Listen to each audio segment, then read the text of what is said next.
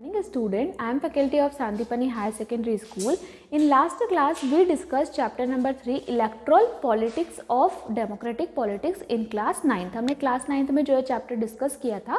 Some topics we already discuss, जैसे कि हम डिस्कस कर चुके थे, जैसे लिस्ट का नॉमिनेशन कैसा होता है इलेक्शन में, कैंडिडेट का नॉमिनेशन कैसे होगा, लिस्ट कैसे अपडेट होगी, कैसे क्या इलेक्शन में अपडेशन होता है ना. तो ये सब हम पढ़ चुके थे. जो हमारा नेक्स्ट टॉपिक है वो रहेगा हमारा polling and counting of votes. जो नेक्स्ट टॉपिक क्या है, polling and counting of votes.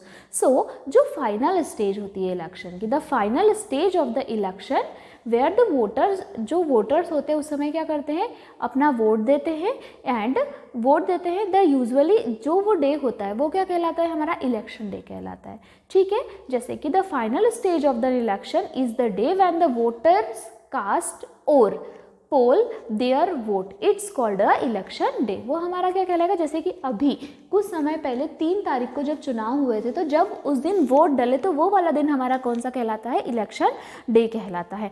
Every person whose name is in the voter list, मतलब कि हर एक व्यक्ति जिसका नाम किस में है, वोटर लिस्ट में है, वो अपने नियर जो भी उसका पोलिंग बूथ होता है, जहाँ पे उसकी जगह बनाई जाती है, जो एक कि यहाँ इस वार्ड क्रमांक, मतलब फॉर एग्जाम्पल वार्ड क्रमांक 9 के लोग में जितने लोग हैं यहाँ पे इस स्कूल में वोट देंगे, तो जहाँ पे भी वो जो उनको सेंटर दिया जाता है वो वहाँ पर जाकर लोग क्या करते हैं, वोट करते हैं.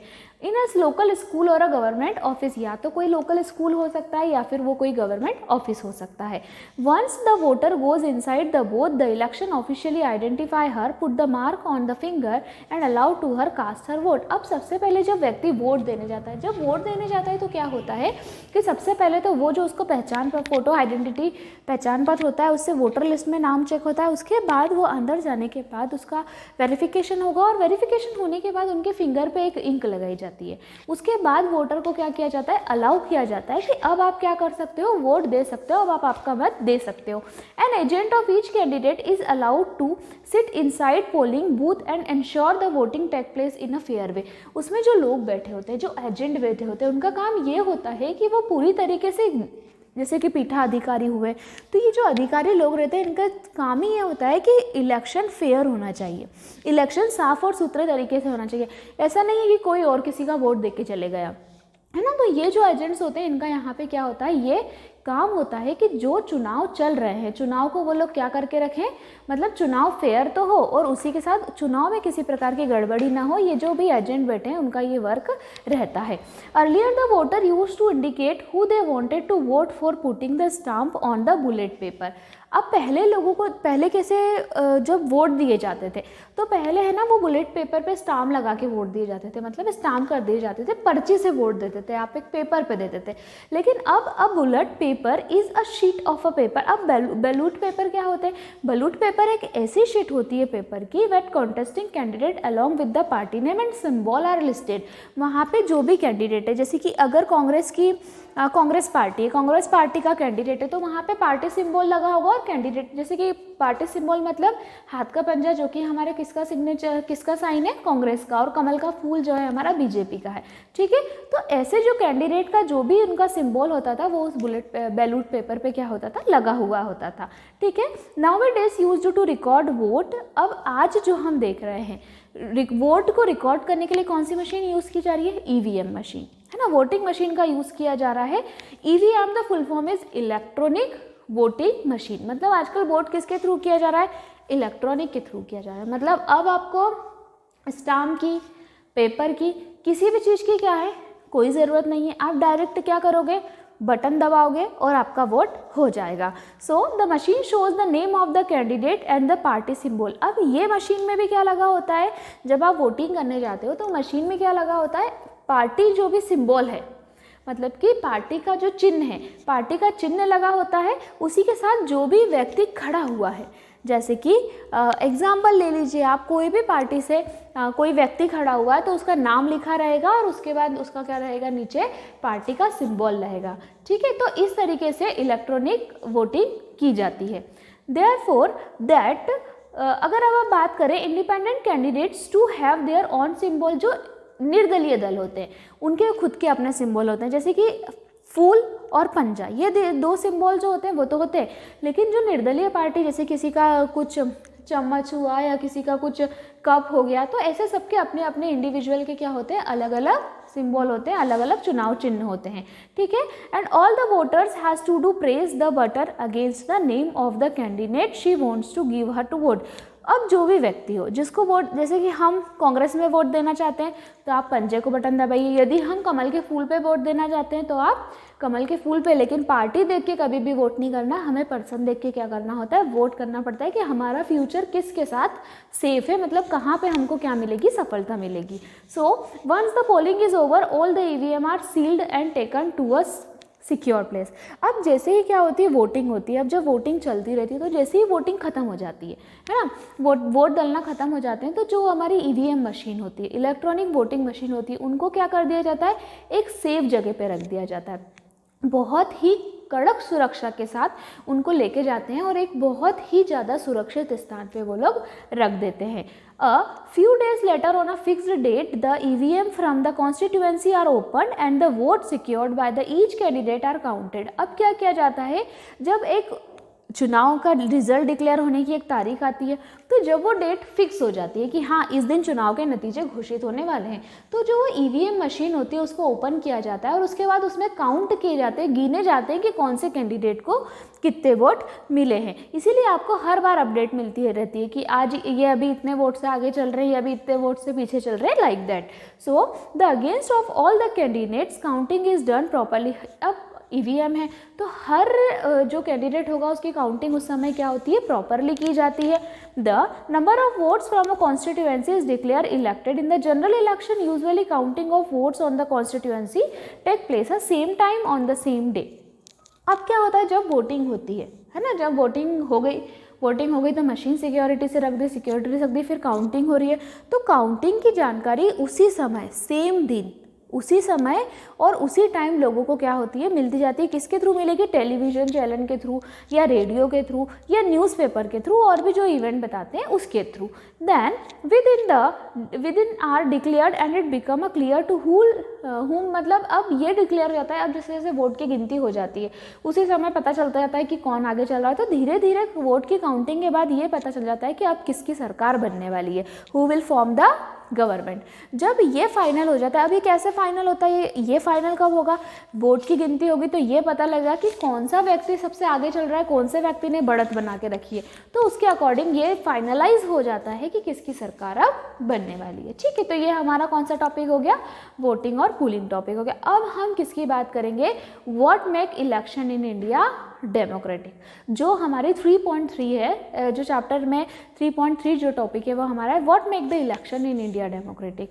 ठीक है, so we get read about, अभी जैसे कि पहले हमने पढ़ लिया, हमने अभी पूरा किसके बारे में पढ़ा, we discussed about election only. So we get to read a lot unfair practice in the election, newspaper television reports often refer to such allegation. ऐसा तो नहीं है, कई बार हमने ये देखने को मिलता है, कई बार पेपर में सुनने को मिलता है, कई बार टीवी में देखने को मिला है कि कुछ कुछ ऐसी अनफेयर एक्टिविटीज़ हो जाती है, कहाँ पर, इलेक्शन में, है ना, कि किसी का वोट कौन डाल रहा है, किसी का वोट कोई डाल रहा है, इस समय की समस्या आ जाती है।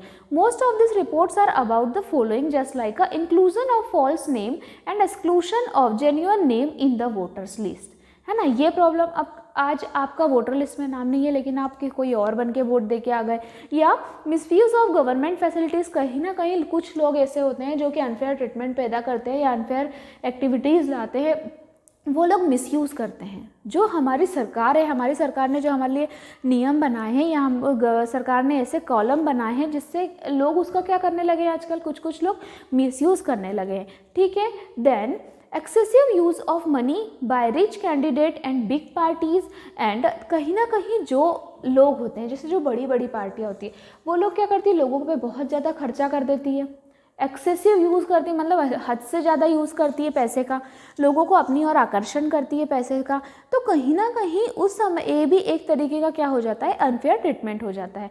Next is that intimidation of voters and fagging on the polling day, कहीं ना कहीं रिगिंग होती है पोलिंग डे पे, ये भी एक ज़्यादा प्रॉब्लम आ जाती है।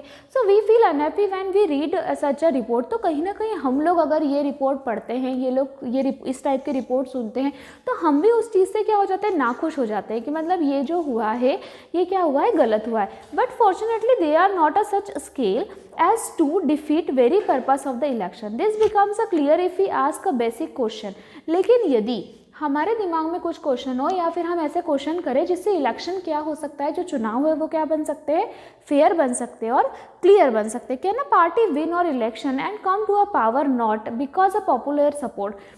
जब पार्टी जीतती है, कोई भी पार्टी हो, कोई भी नेता हो, कोई भी लीडर हो, जीतता है, उसके पैसे से नहीं जीत सकता। जब तक उसको पॉपुलर सपोर्ट नहीं मिलेगा, जब तक उसको लोगों का सपोर्ट नहीं मिलेगा, जनता जनार्दन होती है, तो जब तक जनता सपोर्ट नहीं करेगी वो व्यक्ति क्या नहीं कर सकता, इलेक्शन में जीत नहीं सकता। और ये एक बहुत ही ज़्यादा वाइटल क्वेश्चन हमारे सामने बन जाता है।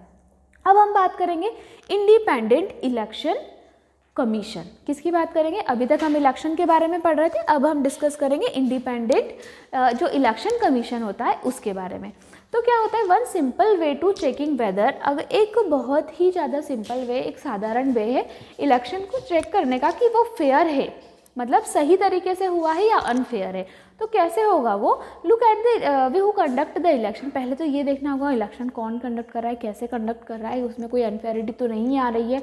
Are they independent of the government or the influence the pressurise them. कई बार ऐसा होता है, बहुत सारी जो रूलिंग पार्टी होती है वो लोगों को प्रेशराइज करती है, क्या कि आप हमारे फेवर में वोट करो, या फिर लोगों को कुछ ऐसा लालच देती है या ऐसे आकर्षित चीज़ें देती है जिससे लोग क्या हो जाते हैं, आकर्षण हो जाते हैं, झूठी मदद करते हैं।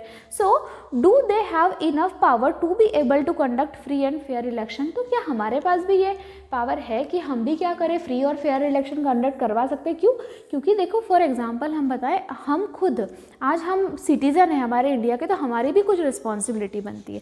आज हम डेमोक्रेटिक कंट्री में रह रहे हैं, मतलब हमारे पास राइट टू वोट है, तो कहीं ना कहीं ये ज़रूरी है कि हम इन चीज़ों में ना पड़े, हम ये देखें कि क्या हमारे लिए सही है और क्या हमारे लिए गलत है, कौन सा व्यक्ति हमारे लिए सही होगा और कौन सा व्यक्ति हमारे लिए गलत होगा। हम ना तो पार्टी पे जाए, ना ही पार्टी के आकर्षण पे जाए।